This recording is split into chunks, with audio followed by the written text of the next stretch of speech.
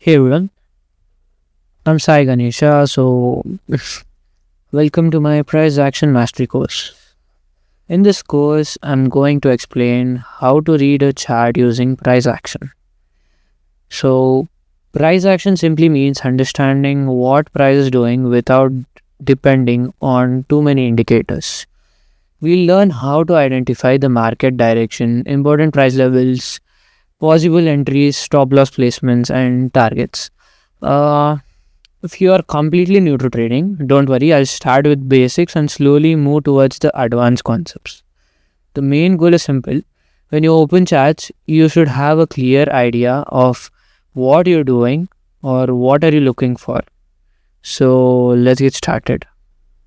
Before we begin, I want to mention a few important points. So trading is not quick money method.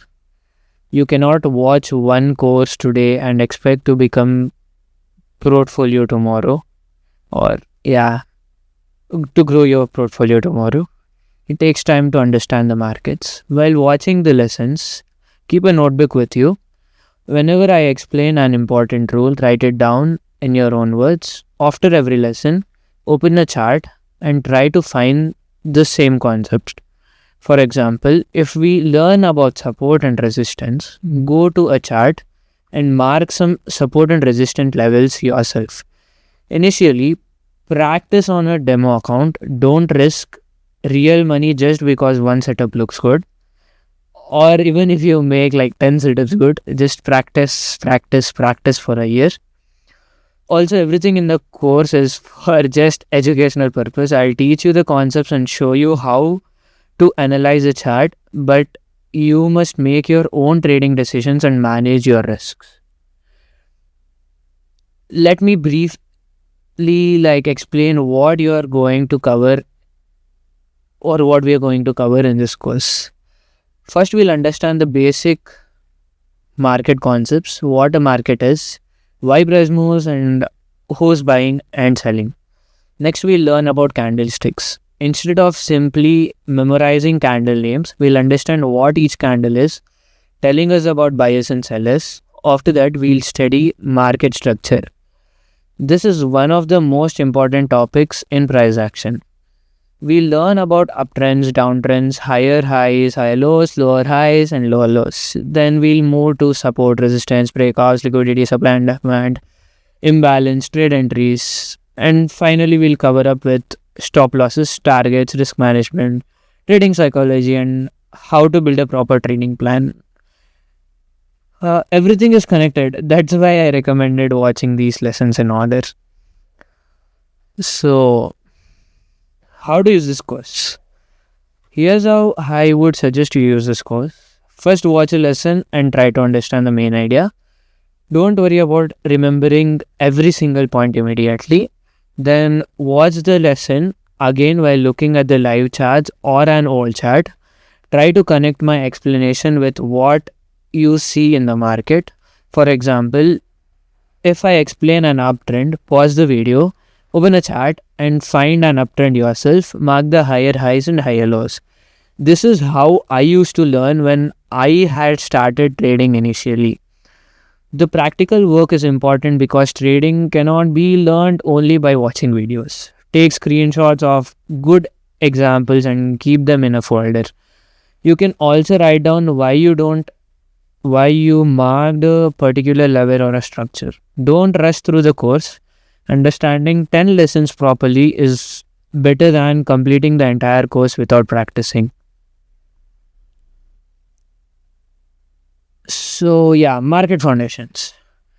Now let's start our first module, market foundations. Before learning strategies and entries, we need to understand how the market works.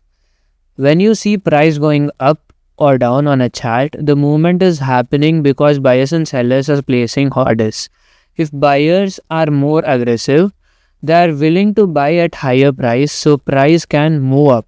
If sellers are more aggressive, they are willing to sell at lower prices so price can go down. This is basic idea behind every price movement.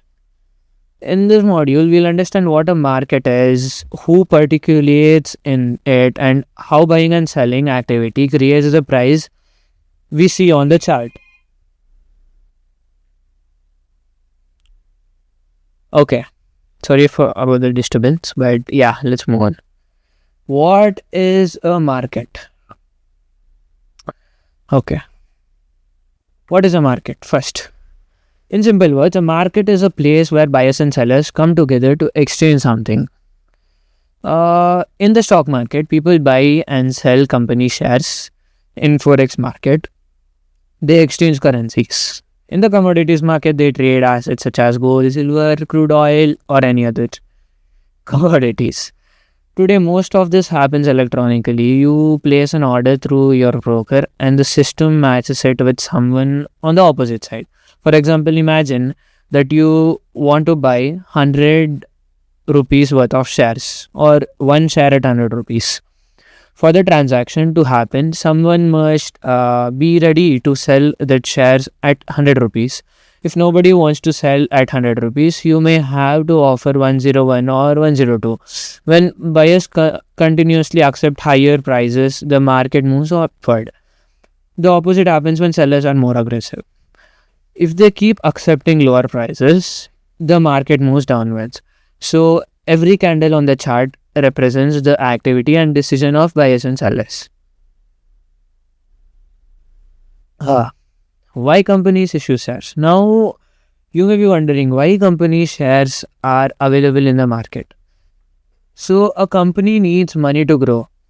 If it may want to open a new branch or build a factory or launch a product or hire more employees or expand their company in an other country.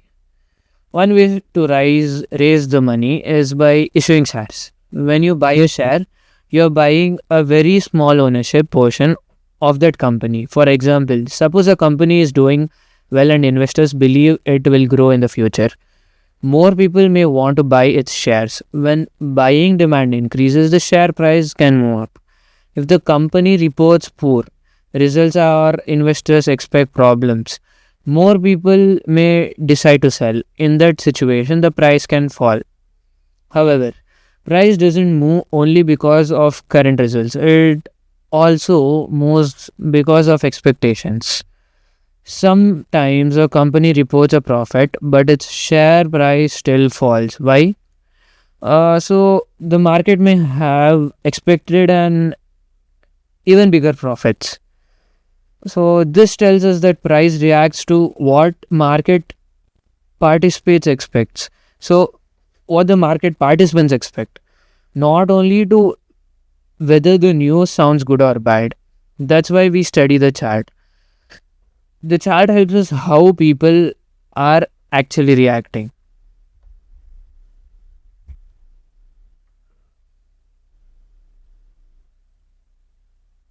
So yeah,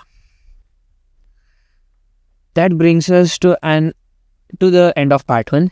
In this part, we understood what a market is, why companies issue shares, and how the actions of buyers and sellers create price movement. The main point to remember is that price doesn't move randomly. Every movement happens because buyers and sellers are making decisions of placing orders in the market. Don't worry if everything isn't completely clear yet. As we study charts and real examples, these ideas will start making much more sense. Before moving to the next part, quickly revise these concepts and try to observe them on a chart yourself. In part 2, we'll continue from this foundation and begin understanding how price movement is displayed on and analyzed on a chart. Thank you for watching, and I'll see you in part 2.